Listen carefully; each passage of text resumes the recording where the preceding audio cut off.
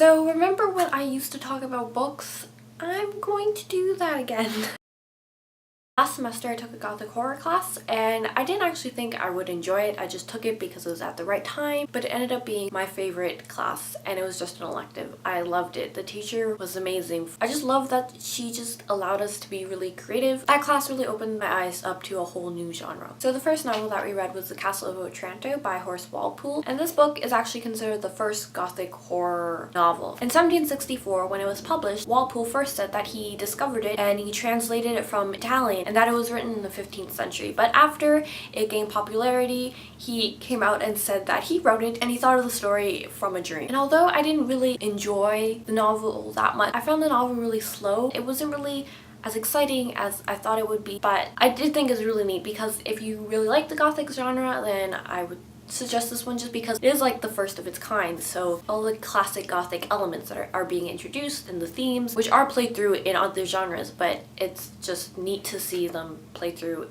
in this. Next novel that we read, which is probably more of a novella, is The Strange Case of Dr. Jekyll and Mr. Hyde. My professor said the reason that we were reading this, she found that it was $1 million idea, but it could have been written better, and I agree. The way that Stevenson writes it is there are different narrators, and I don't know, I find you're a bit removed from the action, and some people may find it more mysterious or enticing. I was just not grabbed. I've also read Treasure Island in the past, which is also by Stevenson, and I didn't like it either, so I'm not sure if it's Stevenson's writing that I am just not liking, or I don't know. But I would also suggest reading this just because it is so short, it does not take long, and it's such a popular idea and concept, and this is kind of where it began. The next novel I read was Dracula by Bram Stoker, and I loved this. I cannot recommend this enough. I was just so drawn and could not put it down, and it was published in 1897, which was at the turn of the century, and whenever a turn of the century happens, there's always a surge of gothic literature. The way that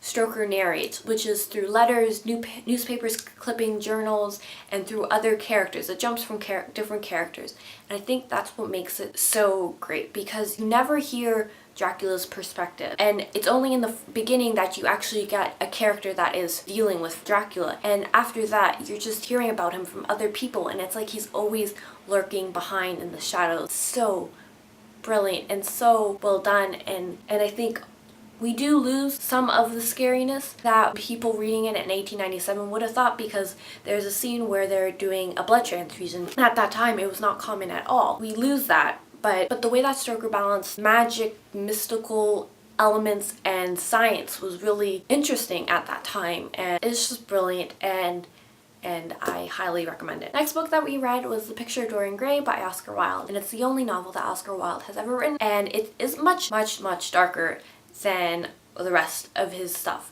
but it is still very humorous and dark, and there's lots of irony, and it's just brilliant. I love Oscar Wilde because the way he writes is just so gorgeous, and this is just so brilliantly dark, and I love it.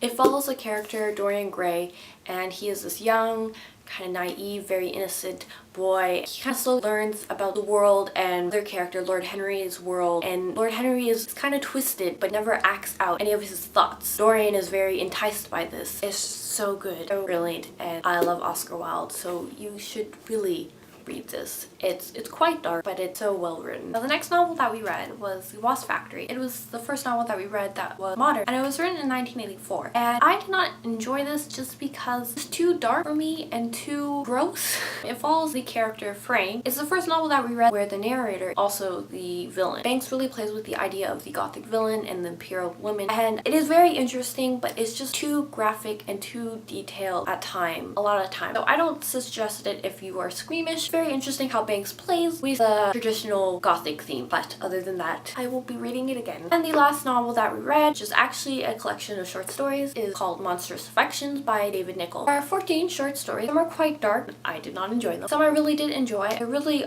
all very different, but they all fall under the gothic genre. So if you are really interested in that and you don't mind if some get a little bit more darker, then I would say this is for you. Although there are a couple stories where I've read them and I still I don't understand. I know others felt like that as well. If you are really interested in the gothic genre, I would suggest this. He's a really good writer. And also in class we watched The Shining, but we did not read the book. I have never read a Stephen King novel. I've always wanted to, just because I've always been hesitant because I don't like scary movies. If you have a good Stephen King novel that you think I would like, that I wouldn't find too scary, please suggest it. That is all, and I don't know how to conclude this, but bye guys!